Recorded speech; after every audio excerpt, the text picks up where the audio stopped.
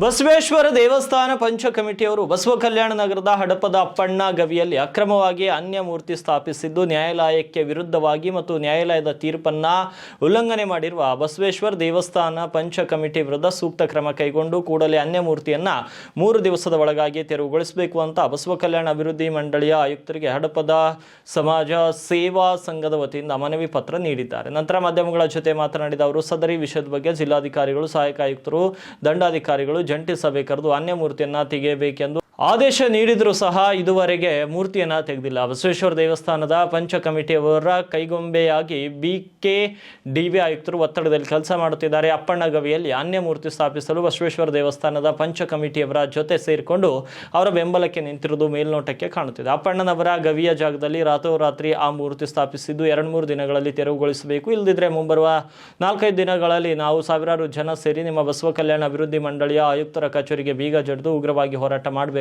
ಸದರಿ ಹೋರಾಟದಲ್ಲಿ ಏನಾದರೂ ಅಹಿತಕರ ಘಟನೆ ಸಂಭವಿಸಿದರೆ ನೇರವಾಗಿ ಬಸವ ಕಲ್ಯಾಣ ಅಭಿವೃದ್ಧಿ ಮಂಡಳಿಯ ಆಯುಕ್ತರ ಕಾರಣೀಭೂತರಾಗುತ್ತಾರೆ ಅಂತ ಅವರು ತಿಳಿಸಿದ್ದಾರೆ.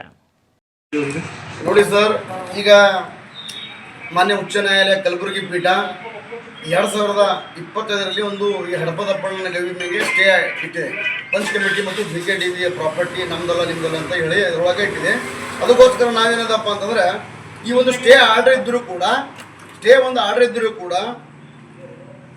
ಬಸವೇಶ್ವರ ದೇವಸ್ಥಾನ ಪಂಚ ಕಮಿಟಿಯವರು 6/2/2026ರಂದು ಒಂದು ಯಾವುದೋ ಅನ್ಯ ಮೂರ್ತಿಯನ್ನು ಹಡಪದಪ್ಪಣ್ಣನ ಗವಿಯಲ್ಲಿ ತಂದು ಕೂಡಿಸಿದ್ದಾರೆ. ಅಕ್ರಮವಾಗಿ ರಾತ್ರೋರಾತ್ರಿ ಒಂದು ಗದ್ದಾಲಿಕೆಯಿಂದ ತಂದು ಕೇಸಿ ಏನಪ್ಪ ಅಂತಂದ್ರೆ ಒಂದು ಹಡಪದಪ್ಪಣ್ಣನ ಗವಿಯಲ್ಲಿ ಕೂಡಿಸಿಬಿಟ್ರು. ಅದಕ್ಕೋಸ್ಕರ ನಾವು ಅದಕ್ಕೆ ಒಂದು ಸ್ಟೇ ಇದ್ದರೂ ಕೂಡ, ಆ ಜಾಗದ ಮೇಲೆ ಸ್ಟೇ ಇದ್ದರೂ ಕೂಡ ಈ BKDB ಅವರು ಆ ಒಂದು ತೆರವುಗೊಳಿಸಲಾಗಿದೆ. ಏನಪ್ಪ ಅಂದರೆ ಇದು ಅಕ್ರಮವಾಗಿ ಏನು ಮೂರ್ತಿ ಕುಂದಿಸರಲ್ಲಿ ಇದು ಒಂದು BKDB ಪ್ರಾಪರ್ಟಿ ಇದೆ, ಹಡಪದಪ್ಪಣ್ಣನ ಗವಿ. ಅದಕ್ಕೋಸ್ಕರ ಈ ಒಂದು ಗವಿ ಎಲ್ಲಿ ಕೂಡಿಸೋ ಅನ್ಯ ಮೂರ್ತಿಯನ್ನು ತೆರವುಗೊಳಿಸಲಿ. ಯಾಕೆ ತೆರವುಗೊಳಿಸಲಾಗ್ಯಾರ ಅಂತ ಕೇಳಿದಾಗ ನಮಗೆ ಹಿಂಬರ ಬರ್ಕೊಟ್ರು ಯಾರು?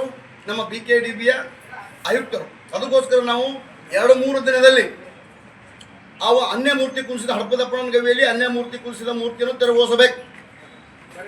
ಈ ಒಂದು ವೇಳೆ 2-3 ದಿನದಲ್ಲಿ ತೆರವುಗೊಳಿಸಲಿಲ್ಲ. ಯಾಕಂದರೆ ಇದು ಮಾಹಿತಿ ತಾಲೂಕಾ ದಂಡಾಧಿಕಾರಿಗಳು ಗೊತ್ತಿದೆ ಮತ್ತು BKDB ಆಯುಕ್ತರಿಗೆ ಗೊತ್ತಿದೆ, CMCಯ ಇವರಿಗೆ ಗೊತ್ತಿದೆ, ಅಧ್ಯಕ್ಷರಿಗೆ ಗೊತ್ತಿದೆ ಮತ್ತು ಜಿಲ್ಲಾಧಿಕಾರಿಗಳಿಗೆ ಗೊತ್ತಿದೆ ಮತ್ತು ಸಹಾಯಕ ಆಯುಕ್ತರು ಕೂಡ ಗೊತ್ತಿದೆ.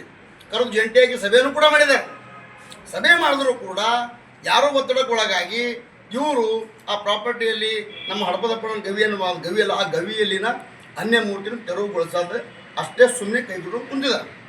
ಅದಕ್ಕೋಸ್ಕರ ನೇರವಾಗಿ ನಾವು ಹೇಳ್ತೀವಿ BKDB ಕಮಿಷನರ್ ಸಾಹೇಬ್ರೆ 2-3 ದಿನದಲ್ಲಿ ಆ ಅನ್ಯ ಮೂರ್ತಿ